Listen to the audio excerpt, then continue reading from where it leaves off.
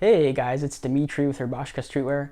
So I have a funny little story to tell you before this video, and I will post the segment about it at the end of this video so you can see kind of the problem solving that I did. And I encourage you guys to do this as you're running your brand, is to not pass problems along, but make sure you solve them quick and efficiently. So I recorded a video and it was about 12 minutes long before this video, and I replayed it and it had no audio, and it didn't have any audio because I have this microphone right here. There is two holes on it. It says line in, and then there's a little microphone symbol on it. I didn't know which one to plug it in because this cord unfortunately got unplugged before for some reason, and I accidentally plugged it into the line in one rather than the mic one because it's kind of confusing, to be honest. So that's what happened. But life happens and problems happen, but you have to solve them, right? But anyways, today's topic is about inventory. So recently, one of you guys commented on one of my channel, or on this channel, and you said, can you talk about inventory? How much inventory do I need to buy? So today I'm going to answer that question more in depth because I think it's interesting. So the short answer is that you want no inventory. In a perfect world, you would manufacture or print the clothing as a customer orders it. So let's say that you had a print setup and you had other equipment to make stuff. You would, let's say you got like 5 orders for that day. You would only make that stuff as the orders come in because you don't want to tie up your money into inventory.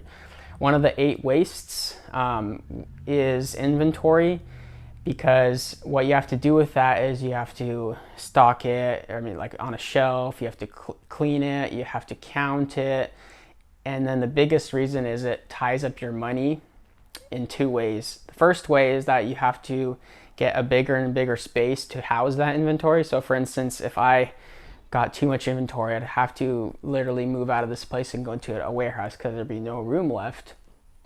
And then the second way, the easiest to understand way, is that you're spending a lot of upfront money, a lot of upfront capital on the inventory. And if you don't have a cult following or a large audience base or a large customer base, an email list, people that you can sell to that are receptive to your brand and that will buy from your brand, you're gonna have a very difficult time finding those customers while your money is all tied up in the inventory and trying to sell it to them. So in general, when you're starting out, you want to have a customer base already built up somewhat, at least like 1,000 people or a couple hundred, 500 people on your social media that are already following you, that are engaged and that are very interested in your brand.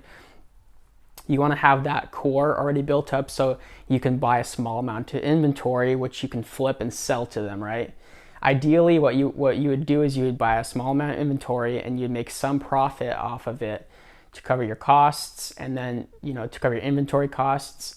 And then in a perfect world, you'd have money that's left over and you can buy more or double the amount of inventory for your next release or your next drop. A bad situation would be buying too much inventory up front when you're starting out and then you don't have a lot of people to sell it to. You can of course sell to your friends and family, and then to local people that are interested. But really, you gotta just aggressively build up that audience using, paid advertising, organic reach, and whatever other methods you can find. That's really what you gotta do first. So a big tip for inventory, it sounds kind of weird, but you have to have your brain mentally tying up sales with inventory. Those two things are like meshed together. Because without sales, you can't move that inventory, you can't sell it, and then you can't buy more inventory. Because ultimately what your brand is that you're making clothing, which is very seasonal, and you're manufacturing a limited amount of it, and it's just cycling through, right? So for instance, towards the winter time, you might make like winter coats or something like that. But really you want to get rid of that stuff before winter, like in the fall time, and then right when winter is approaching, you want all that stuff to sell. You don't want any of that stuff to be like sitting there when it's already like spring and summer, when it's out of season and people aren't going to be wearing that stuff anymore.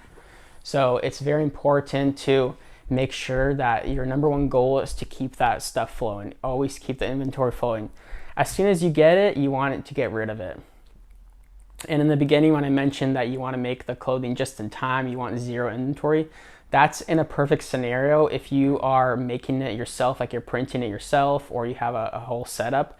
Not every brand prints or manufactures the clothing directly. So you might be in like my situation, like I don't print my clothing. I'm not really interested in doing that at this point in my business.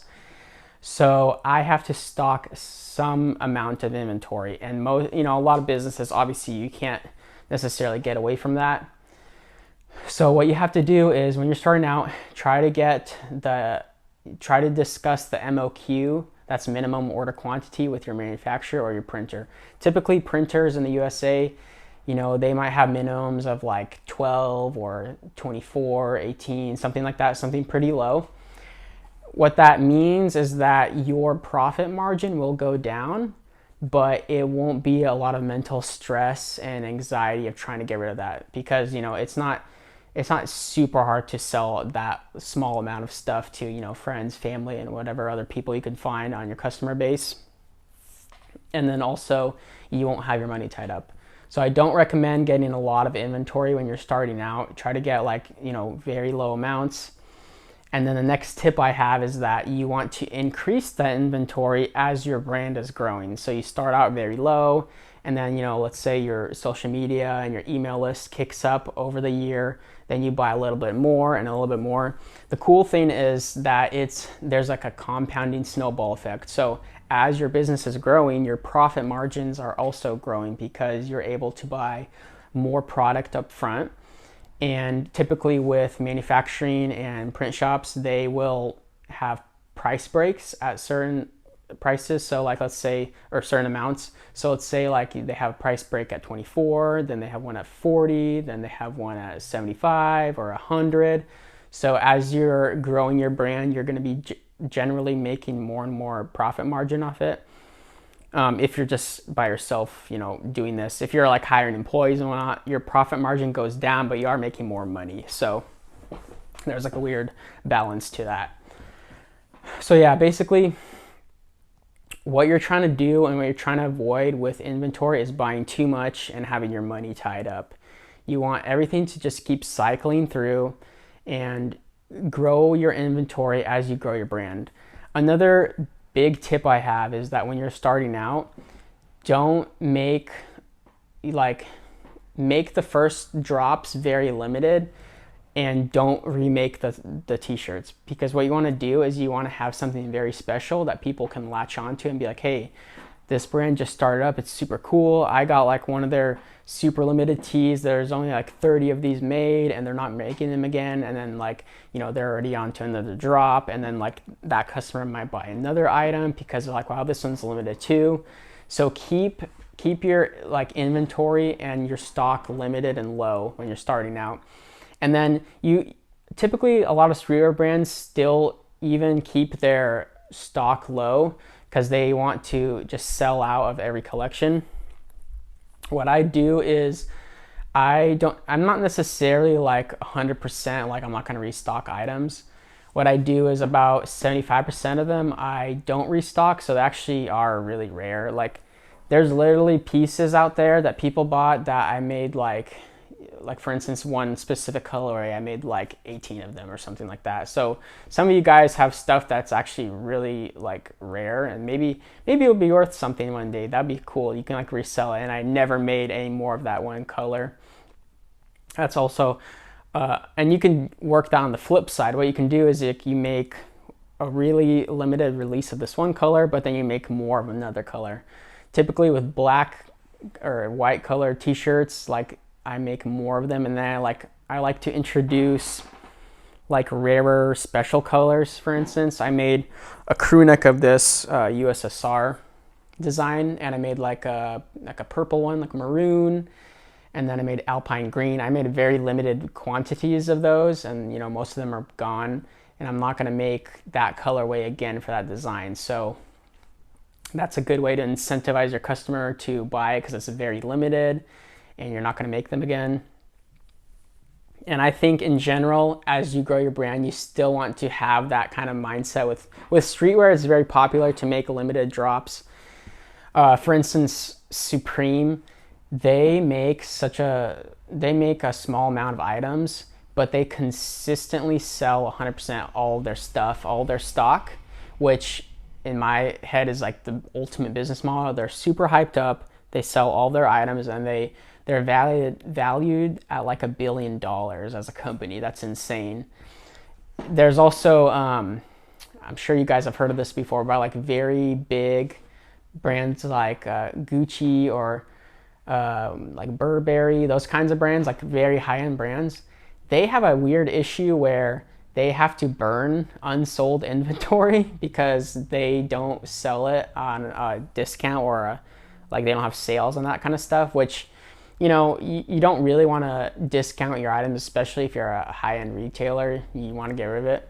But in my opinion, I feel like they could have followed more into the same footsteps as Supreme. They could have just had very, very low inventory amounts of that stuff, and it would obviously sell out because, you know, wealthier people, they want to have the coolest, flashiest stuff.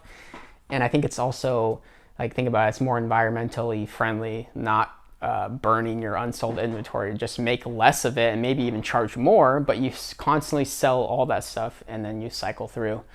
So like, I really like to, you know, point to Supreme as an example because they have a successful business model, and you could tell that all of the inventory is being sold and cycled through. So then they have that money to reinvest into more inventory, but they're also pulling profit obviously from that. So in general, you want to end up in the situation where you sell all your inventory, you reinvest the amount you need to buy more inventory, but then you have profit left over to cover your, you know, to pay yourself, to save, to pay your employees, and all your other costs. That's the perfect situation.